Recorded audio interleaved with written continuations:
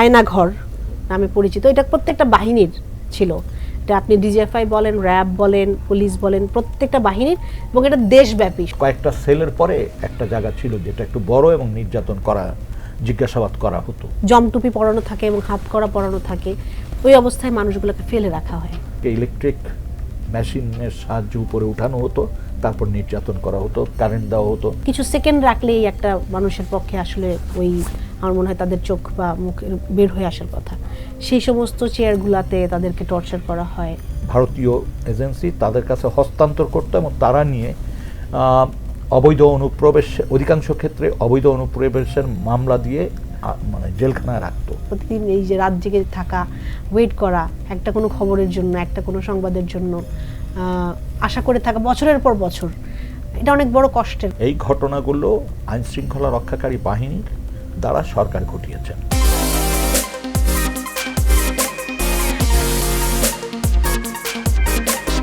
প্রায় ১৬ বছর ফ্যাসিস্ট সরকারের সময়ে গুম খুনের নানা প্রমাণ এবং অভিযোগ আসলেও সেগুলো হাস্যরসাত্মকভাবে উড়িয়ে দেওয়া হয়েছে, ব্যঙ্গ করা হয়েছে সেগুলো নিয়ে।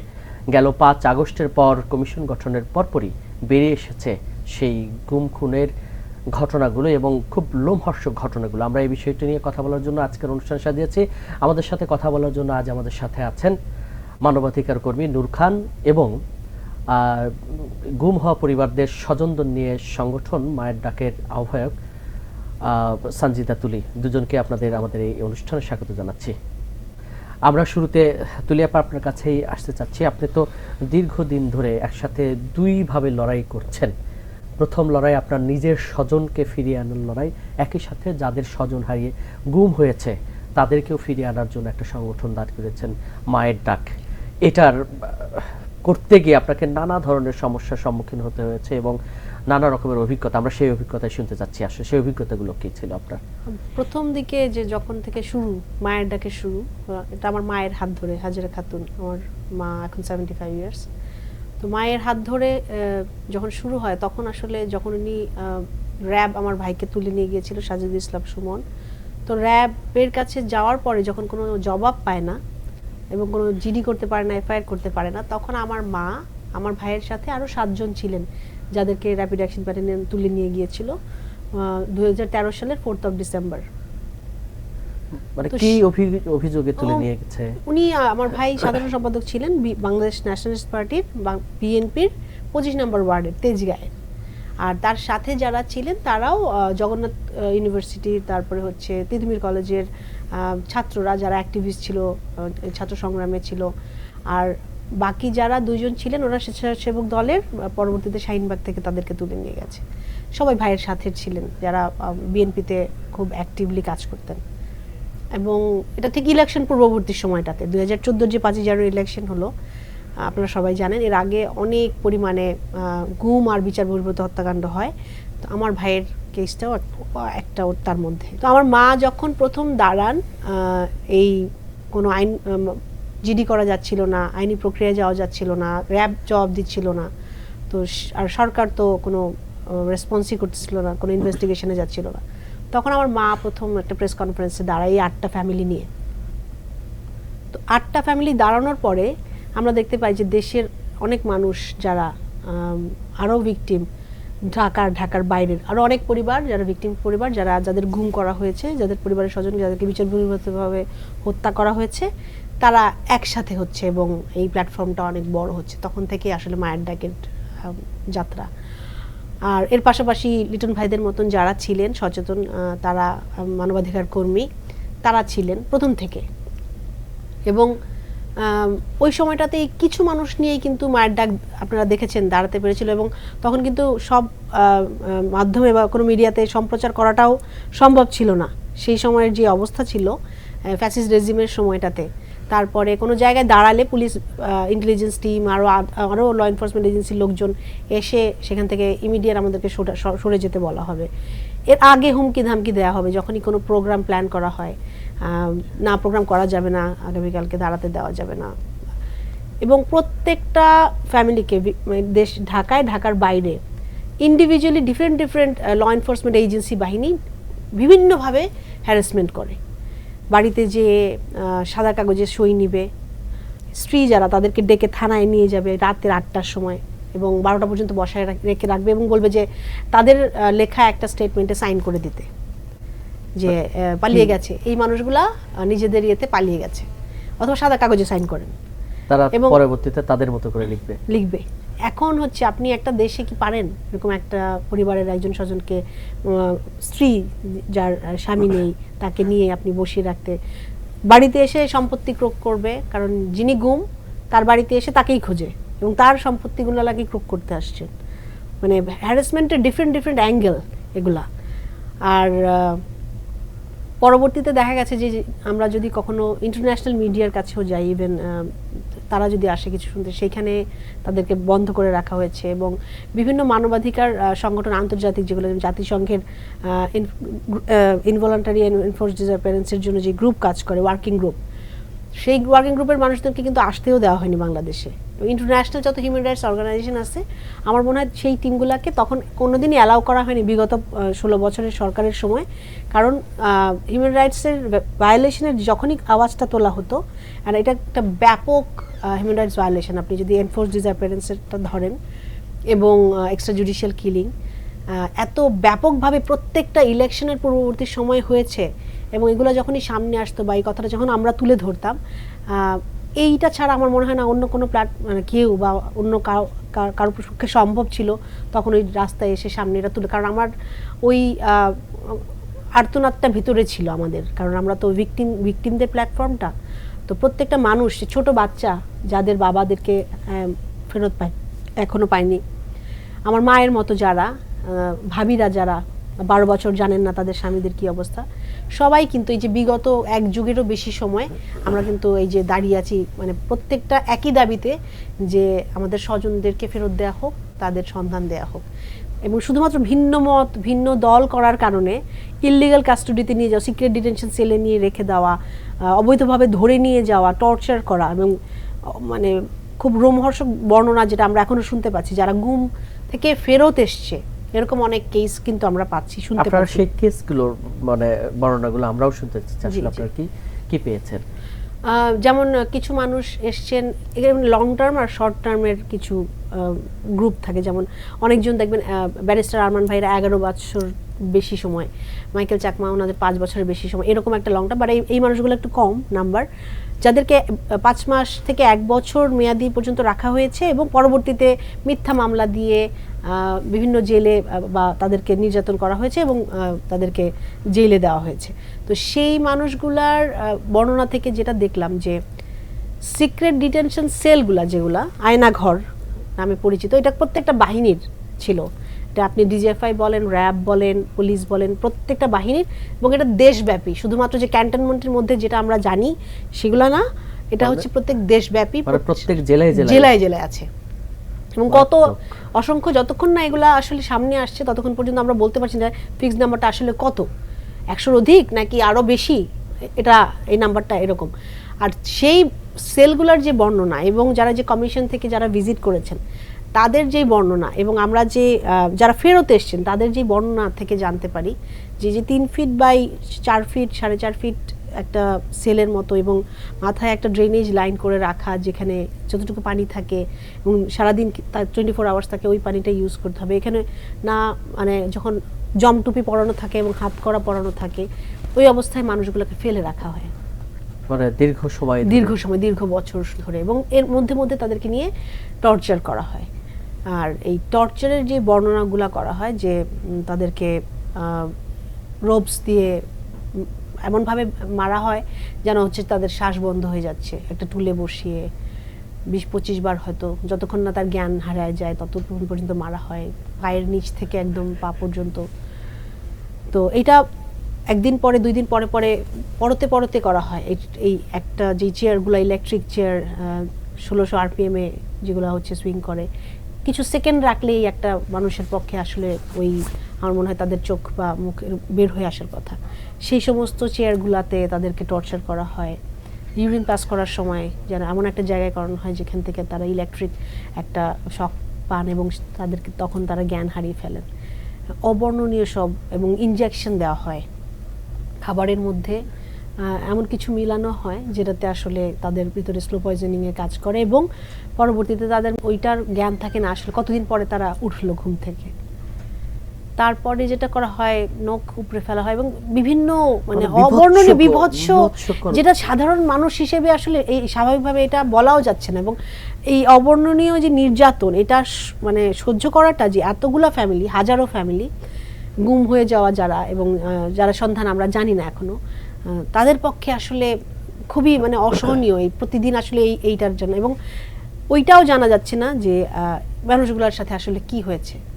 তো 5ই আগস্ট যে বললেন যে পরিবর্তন হয়েছে, এই পরিবারগুলোর অবস্থার আসলে কোনো পরিবর্তন হয়নি। আমার মনে হচ্ছে যে আমাদের জন্য প্রতিটা দিন আরো বেশি দুর্বিষহ হচ্ছে। কারণ হচ্ছে আমরা কিন্তু জানি না যে আমাদের ভাইরা আসলে কি হয়েছে, তাদের ভাগ্যে কি ছিল, এখন পরবর্তীতে কি হলো। মানে স্পেসিফিক যদি বলা হয় যে আপনার ভাইয়েরও তো সন্ধান, হ্যাঁ, আমার ভাইয়ের মতো তো আরো হাজারো ভাই আমাদের, যাদেরকে আমরা পাইনি কিন্তু এখনো।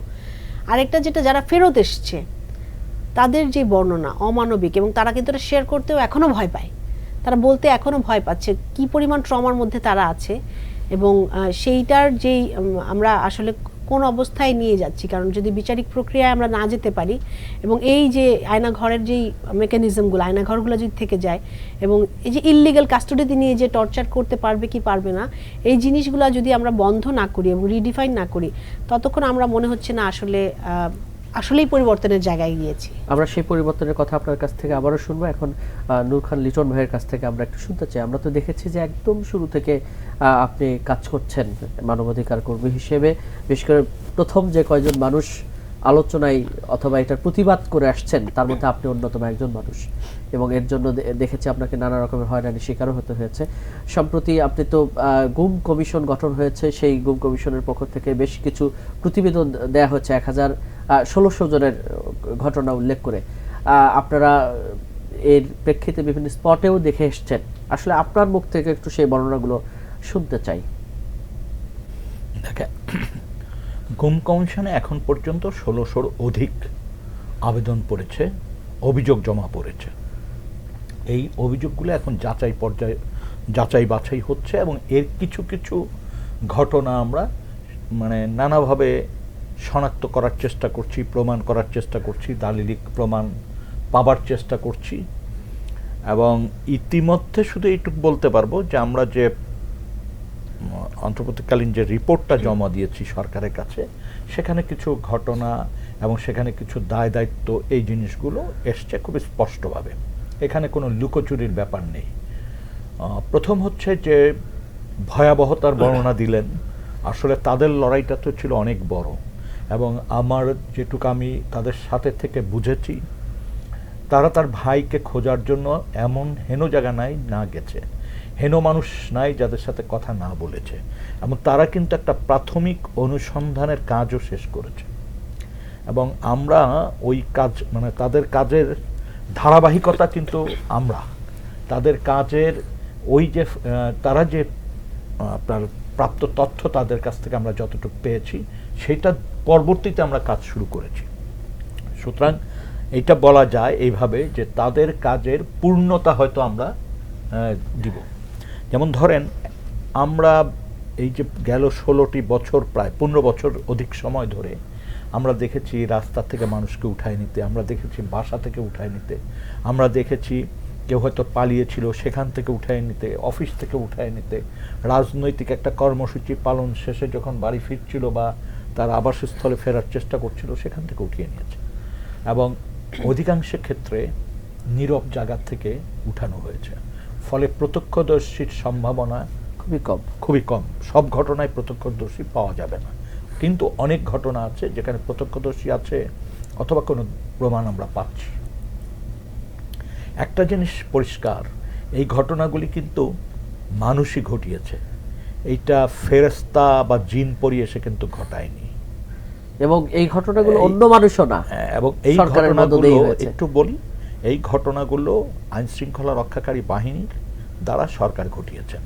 এখন প্রশ্ন হচ্ছে যে এই আইন শৃঙ্খলা রক্ষাকারী বাহিনী কারা, এটাকে প্রাথমিকভাবে চিহ্নিত করতে হচ্ছে, কারণ এরা তো সব সিভিল ড্রেসে যে এই কাজটি করেছে। তারপরে যে শনাক্ত করার বিষয়টা দাঁড়ায় সেটা হচ্ছে ওই বাহিনীর কোন ইউনিট কাজটা করলো, তারপরে যে বিষয়টি ওই ইউনিটের কে কে কাজটার সাথে যুক্ত ছিল, এবং বিশেষ করে র্যাপিড অ্যাকশন ব্যাটালিয়ন যে ঘটনাগুলি ঘটিয়েছে আমাদের জানা থাকা দরকার একটা জিনিস, সেটা হচ্ছে র্যাপিড অ্যাকশন ব্যাটালিয়ন র্যাব যারাই তৈরি করুক না, বিএনপি করুক আর যেই করুক, তারা এত কৌশলী একটা মানে একটা বাহিনী তৈরি করেছে যেটা কল্পনার বাহিরে, যেটার কোনো জবাবদিহিতার জায়গা রাখা হয়নি, স্বচ্ছতার জায়গা রাখা হয়নি, কম্পার্টমেন্টাল ওয়ার্ক করেছে। একজন কিছু করলে আরেকজন জানে না, আরেকজন কিছু করলে আরেকজন জানে না। এবং দেখেন, ভিকটিম হয়তো ভিকটিমকে তুললো এক্স, হস্তান্তর করলো ওয়াইয়ের কাছে, ওয়াই হস্তান্তর করলো, ওয়াই জিজ্ঞাসাবাদ করে জেডের কাছে দিল, জেড দীর্ঘদিন তাকে রাখলো বা অল্প কিছুদিন রেখে তারপর এন্ড একটা ঘটনা ঘটায় দিল। সেটা হচ্ছে দীর্ঘদিন রাখতে পারে অথবা তাকে মেরে ফেলতে পারে। এই ঘটনাটা কিন্তু ভিকটিমের বর্ণনায় যেমন এসছে তেমন খুবই স্পষ্টভাবে জানিয়ে মানে বলা উচিত যে যারা এই ধরনের ঘটনা দেখেছেন, যারা এই ধরনের ঘটনা শুনেছেন, যারা এই ধরনের ঘটনায় অংশ নিয়েছেন, তাদের বয়ান থেকে কিন্তু আমরা নিশ্চিত হতে পেরেছি। এখন প্রশ্ন হচ্ছে ইন্ডিভিজুয়াল, আমরা এখন যেটা আছি, প্রত্যেকটি ঘটনা তো আসলে 1600 ঘটনা ইনডেপথ ইনভেস্টিগেশন এরকম একটা টিমের পক্ষে করা সম্ভব না। তারপরও আমরা বিশেষ বিশেষ যেটা দিয়ে আমরা করলে মূল ঘটনা মানে বিস্তৃতিটা বুঝতে পারবো, ডেপথনেসটা বুঝতে পারবো, এবং এখানের নীতি নির্ধারকদের ভূমিকাটা বুঝতে পারবো, কোন লেভেল থেকে সিদ্ধান্তগুলি আসছে, কিভাবে কার্যকরী হয়েছে, কারা করেছে, কেন করেছে, এইগুলো চিহ্নিত করতে পারবো। আমরা সেগুলো নিয়ে অলরেডি শুরু করেছি কাজ। এবং এই ক্ষেত্রে আমি খুব স্পষ্টভাবে বলি, সরকার কিন্তু সহযোগিতা করছে, এবং বাহিনীগুলি একেবারে অসহযোগিতা করছে এটা বলবো না। সহযোগিতার পাশাপাশি কোনো কোনো ক্ষেত্রে হয়তো যেটা হচ্ছে যে আমাদেরকেই উদ্ধার করতে হচ্ছে, তারা আমাদেরকে চিহ্নিত করে দিচ্ছে না। মানে অসহযোগিতা কিছুটা তো অসহযোগিতা আছে। যেমন ধরেন ওয়াল পেইন্ট করে ফেলেছে যেখানে অনেক কিছু লেখা ছিল, যেখানে অনেক প্রমাণ পাওয়ার সুযোগ ছিল, অনেক জায়গায় ওয়াল ভেঙে স্পেসটাকে বড় করে ফেলানো হয়েছে, কাঠামোর পরিবর্তন এনেছে। এই ধরনের ঘটনা আমরা কিন্তু পেয়েছি। এটা সবই 5 তারিখের পরের ঘটনা। আর 5 তারিখে এখন পর্যন্ত আমরা যেটা জানি 6 জনের মতো মানুষ, 5 থেকে 6 জন মানুষ 5 তারিখের পরে আমাদের হিসাবে বেরিয়ে আসতে পেরেছে বা ছাড়া পেয়েছে। এই যে মানুষগুলো দীর্ঘদিন আটক ছিল, তারা কিন্তু যেখানে আটক ছিল তারা দিন রাতকে বুঝতে পারেনি। দিন রাতের পার্থক্য ছিল না। যে বললো না, অন্ধকার, ঘুটঘুটে একটা অন্ধকার জায়গা, যেখানে আলো প্রবেশের কোনো সুযোগ নাই, সীমিত আকারে বাতাসের চলাচল ছিল, খুবই সীমিত, এবং সেটাও বলতে পারেন কন্ট্রোল। আচ্ছা, তারপরে যে জিনিসটা ছিল যে তারা রাত দিন বুঝতে পারেনি, তাদের খাবার দেওয়া হতো 3 বেলা। সকালবেলার খাবারটা হতো হয় রুটি, কোনো দিন খিচুড়ি। তো ওই বন্দি যারা থাকতো তারা ওই রুটি বা খিচুড়ি দেখে একটা জিনিস অনুমান করতো যে আমি একটা দিন অতিক্রম করলাম। এবং তারপর সে ওয়ালে, আমরা গুহা মানবের ইতিহাস পড়েছি, ওই ওয়ালে সে একটা দাগ দিত যে আমি একদিন অতিক্রম করলাম, এইভাবে সে দাগ দিয়েছে। আমরা ওয়ালে যে কোথাও 182 বা 83 দিন পেয়েছি, কোথাও 282 দিন, 83 দিন, কোথাও 300 কত দিন এরকম পেয়েছি। আমরা কিছু অস্পষ্ট ফোন নাম্বার পেয়েছি, আমরা কিছু লেখা পেয়েছি। কোনো লেখা পাঠোদ্ধার করা সম্ভব না, তবে যেগুলি কিছুটা পেরেছি, যেমন I love my family, I love my country, তারপরে বিজয় সুনিশ্চিত, তারপর মসজিদের মিনার আঁকা, কোথাও সূরা লেখা, এইসব আমরা পেয়েছি। কোথাও 2-1টা নামও লেখা ছিল। এবং ওইখানে অনুসন্ধান চালাতে যে আমরা যেটা দেখেছি সেটা হচ্ছে যে আমরা দেখলাম যে সমস্ত অ্যাপারেটাস ছিল নির্যাতন করার জন্য, জিজ্ঞাসাবাদ সেন্টার যেগুলি ছিল, অর্থাৎ কয়েকটা সেলের পরে একটা জায়গা ছিল যেটা একটু বড় এবং জিজ্ঞাসাবাদ করা হতো। সেখানে আমরা মানে ফ্লোরে পেয়েছি, প্ল্যাটফর্ম পেয়েছি স্টিল স্ট্রাকচারের বা লোহার, যেটার উপর হয়তো কোনো মেশিন বসানো ছিল। আমরা ছাদে কিছু জিনিস পেয়েছি যেটাতে বোঝা যায় ওখানে কোনো ক্লাম লাগানো ছিল, যেটা নিচে কোনো প্ল্যাটফর্ম ছিল যেটার সাথে মানুষের হাত পা বেঁধে, কারণ মানুষ তো ইতিমধ্যে আমাদের কাছে বলেছে বয়ান, তারা তাদের মানে অভিজ্ঞতা বলেছে, তো ফলে বোঝা যাচ্ছে যে এইখান থেকে ইলেকট্রিক মেশিনের সাহায্যে উপরে উঠানো হতো, তারপর নির্যাতন করা হতো, কারেন্ট দেওয়া হতো। আমরা চেয়ারও উদ্ধার করতে পেরেছি এক জায়গা। তো এই জিনিসগুলি আমরা পেরেছি।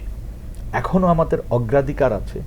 একটা জিনিস আমরা সবসময় চেষ্টা করছি যে এখনও যারা আসেনি তাদের সর্বশেষ অবস্থা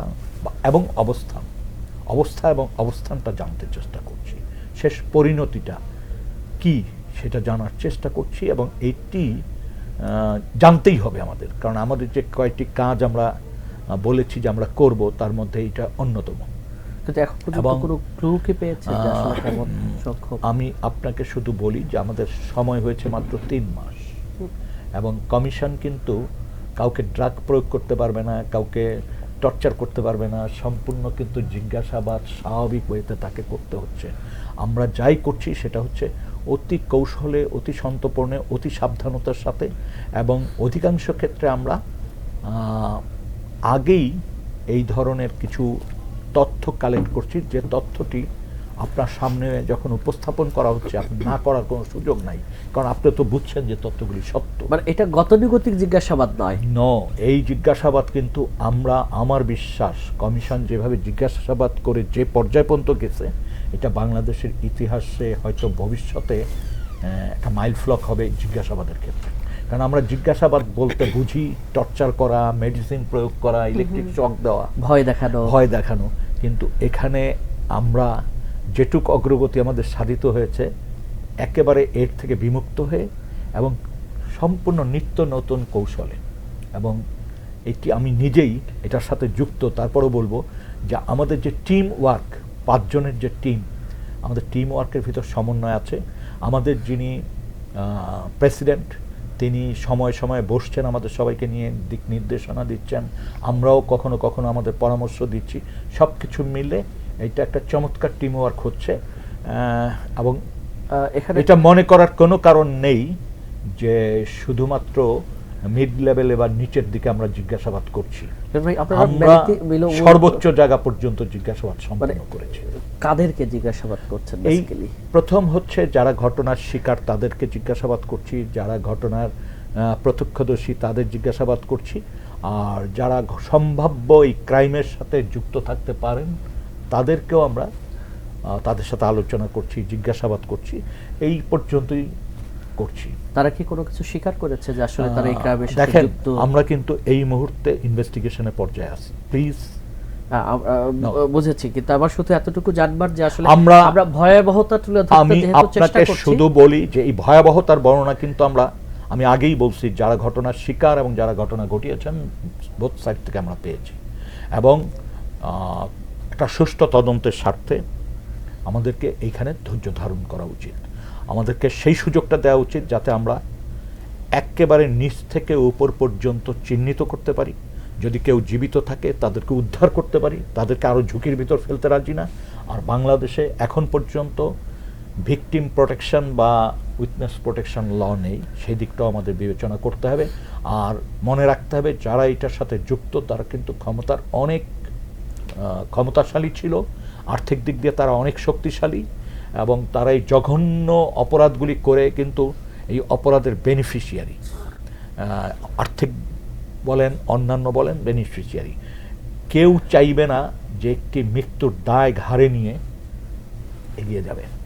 সুতরাং সেই দিকটা বিবেচনা করে আমার মনে হয় আমরা এইটুক বলি, যাকে যখন যেখানে প্রয়োজন হচ্ছে আমরা তাকে তখন সেভাবে জিজ্ঞাসাবাদের আলোকে আনছি।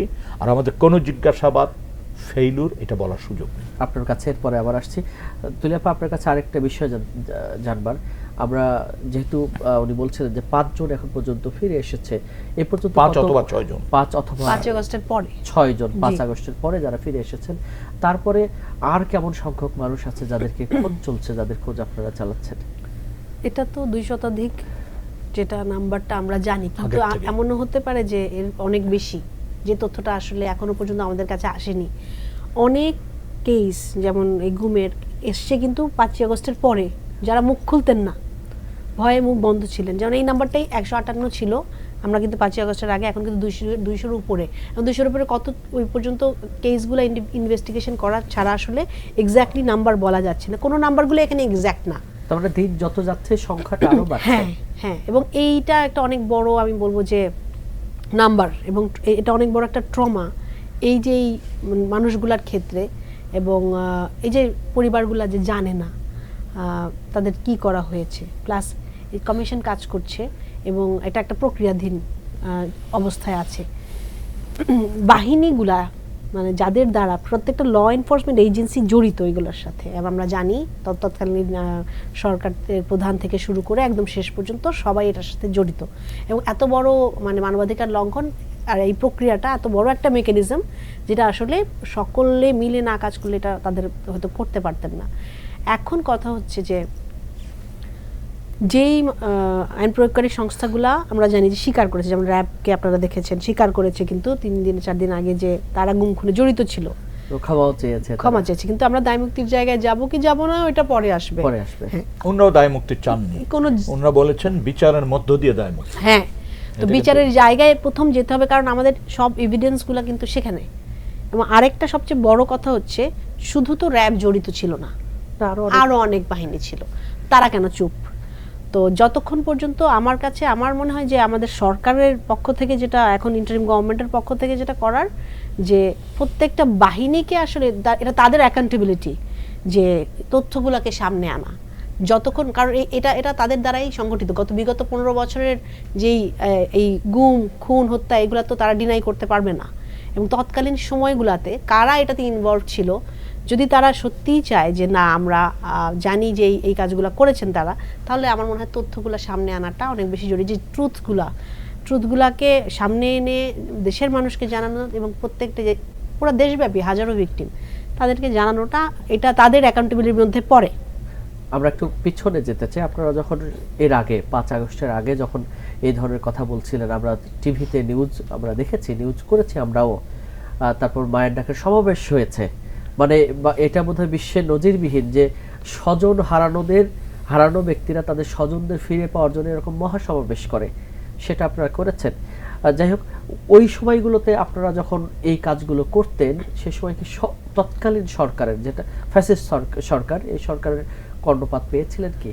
হ্যাঁ, কর্ণপাত বলতে আপনি রেসপন্সগুলো আপনাদের দেখেছেনও, যে যখনই কোনো ইন্টারন্যাশনাল প্ল্যাটফর্ম বা ন্যাশনাল প্ল্যাটফর্মে তাদেরকে জিজ্ঞাসা করা হতো যে এই যে পরিবারগুলো দাঁড়াচ্ছে বা তাদের স্বজনদের কেন নিয়ে গেল রাষ্ট্রীয় বাহিনী কর্তৃক, এবং কোনো সরকারের রেসপন্স নাই কেন, ইনভেস্টিগেশন নাই কেন, প্রত্যেক সময়ই দেখবেন যে প্রত্যেকটা মিনিস্টার বা যেই ছিল তৎকালীন দায়িত্বে তাদের রিপ্লাইগুলো ছিল এই মানুষগুলার সলিল সমাধি হয়ে গেছে, এই মানুষগুলা দেনার দায়ে পালিয়ে গেছে, বিয়ে করে অন্য কোথাও চলে গেছে, মানে হাস্যরসাত্মক, মানে খুবই হাস্যরসাত্মক। একটা দেশের একটা অনারেবল পজিশনে থাকা মানুষ, যারা মিনিস্টার পজিশনে থাকা মানুষ, এরা কিভাবে এরকম মানে কথাগুলো বলতে পারেন, আসলে অমানবিক। আর ইনভেস্টিগেশনের জায়গা তো নাই, মানে ওই বয়ান তো নাই এই সরকারের, কারণ সরকার যখন নিজেই এত চরম মানবাধিকার লঙ্ঘনগুলোর সাথে জড়িত থাকে না, সেই ক্ষেত্রে আসলে আমার মনে হয় যে এই জন্যই চুপ ছিল। এবং গুমটা যে হচ্ছে, গুমের মতো এত বড় অপরাধ দেশে এবং বিদেশে প্রত্যেক প্ল্যাটফর্মে কিন্তু অস্বীকার করা হয়েছে, জাতিসংঘ থেকে শুরু করে প্রত্যেকটা জায়গায় যখন জিজ্ঞেস করা হয় সরকারি প্রতিনিধিদেরকে বিগত ফ্যাসিস্ট রেজিমের, তারা কিন্তু গুমটাকে পুরোপুরি অস্বীকার করেছে।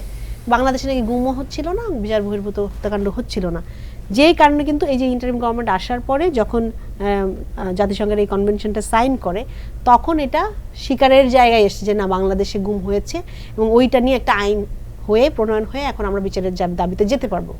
তারপরে ওই সময় যদি তৎকালীন সরকার যদি চাইতো অথবা সহযোগীপূর্ণ আচরণ করতো, তাহলে এই গুম খুনের যে এই ঘটনাগুলো আসলে হইতো না বলা চলে। এরকম আমরা সরকারই তো দায়ী, সরকার করেছে, চাইতো না, এটা তো বাবার কোনো কারণ, মানে তারা চাইলেও পরবর্তীতে হয়তো তারাই তো চেয়েছে, তারাই কি করতে হবে সেটা তাদেরই নির্দেশনা মতো ঘটছে। সুতরাং এখানে বিকল্প যদি তাই চাই এগুলি বলার সুযোগ নাই।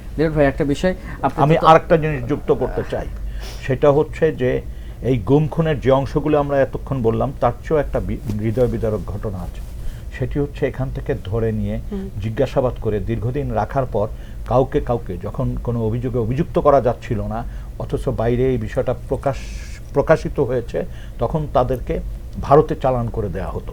এবং এই চালান প্রক্রিয়া যারা করতেন তাদের বয়ানে এইভাবে এসছে যে বাংলাদেশ থেকে নিয়ে বর্ডার এলাকায় নিয়ে যাওয়া হতো জনৈক অফিসারের নেতৃত্বে, এবং তিনি ওই পারে যে এজেন্সি আছে, ভারতীয় এজেন্সি, তাদের কাছে হস্তান্তর করতো এবং তারা নিয়ে অবৈধ অনুপ্রবেশ, অধিকাংশ ক্ষেত্রে অবৈধ অনুপ্রবেশের মামলা দিয়ে মানে জেলখানায় রাখতো। আবার কাউকে কাউকে সন্ত্রাসী মামলা দিয়ে অথবা জঙ্গি মামলা দিয়ে কারাগারে রাখতো। এবং এইরকমভাবেও কিন্তু এখন পর্যন্ত বেশ কিছু মানুষ মিসিং আছে, যাদেরকে হয়তো এখনো ভারতের কারাগার থেকে উদ্ধার করা ভবিষ্যতে সম্ভব হবে। আমি এই প্রশ্নটায় যাচ্ছিলাম যে আপনারা তদন্তের সময় কি ধরনের পেয়েছেন? যে আমরা শুনেছি গণমাধ্যমে এসেছে যে অনেকে যারা ফিরে এসেছেন তারা বলছেন যে তারা হিন্দি ভাষী অনেক মানুষের কথা শুনেছেন দেশের মধ্যেও। এই ধরনের কোনো অভিযোগ আপনারা? দেখেন, আমরা কোনো ভিকটিম আমাদেরকে যেভাবে বলেছে তাতে মনে হয়েছে যে বিশেষ করে হিন্দি ভাষী কেউ বা ইংলিশ কথা বলেছে, এটাও পেয়েছি। হিন্দি এবং ইংলিশ দুটোই পেয়েছি যে এই ভাষায় কথা বলেছে। এটি তারপরে শুরু থেকেই বলা চলে যে বাংলাদেশের মধ্যেও হিন্দি ভাষী লোকজনের নেতৃত্বে একটা জিনিস আমাদেরকে মনে রাখতে হবে সবাই, সেটা হচ্ছে বাংলাদেশের সাথে মানে তখন ওয়ার এগেনস্ট টেরোরিজম এই হেডে এক ধরনের মানে অবাধ যোগাযোগ ছিল হচ্ছে এক দেশের ইন্টেলিজেন্সের সাথে আরেক দেশের ইন্টেলিজেন্স। এবং এখানে যে ভারতীয় ইন্টেলিজেন্স ইন্টারোগেশনের সময় ছিল না এটা বলা যাবে না, বা আমেরিকান বা আমেরিকা বা ইউকের ছিল না এটাও বলা যাবে না, কারণ এদের একটা উপস্থিতি ছিল। ভাই আমরা একদম শেষ পর্যায়ে চলে এসেছি, আপনার কাছে আসবো। তার আগে তুলিয়াপা আপনার কাছে আরেকবার একটু আসতে চাই, যে মানুষগুলো এখন মিসিং আছে তাদের জন্য আপনারা কি করছেন? তাদের জন্য আমাদের যে জায়গাটা, যে প্রথম থেকেই যেই দাবিটা ইনভেস্টিগেশন করে জানানো, সেই জায়গাটাতে যতটুকু সম্ভব এগিয়ে নেওয়ার জন্য কেসগুলোকে, যেমন কোন টিম নিয়েছিল টোটাল ডিটেইলগুলো আমরা যেমন কমিশনকে সাবমিট করেছি, এরকম টোটাল ডিটেইলগুলো আরও কত ডিটেইল নেওয়া যায়, কোনো আই উইটনেস থাকলে ওই ঘটনার মানে সামনে দেখেছে কিনা, আর যদি যতটুকু সম্ভব ডিটেইলগুলো রেডি করা। কারণ কি প্রত্যেকটা পরিবারই কিন্তু, প্রত্যেকটা যে এতগুলো পরিবার তারা ওয়েট করে আছেন যে জানার জন্যে স্বজনদের আসলে কি অবস্থা, তাদেরকে আদৌ কোথাও রাখা হয়েছে, আর যদি না রাখা শেষ অবস্থায় তারা কোথায় ছিল, কি হয়েছে তাদের সাথে।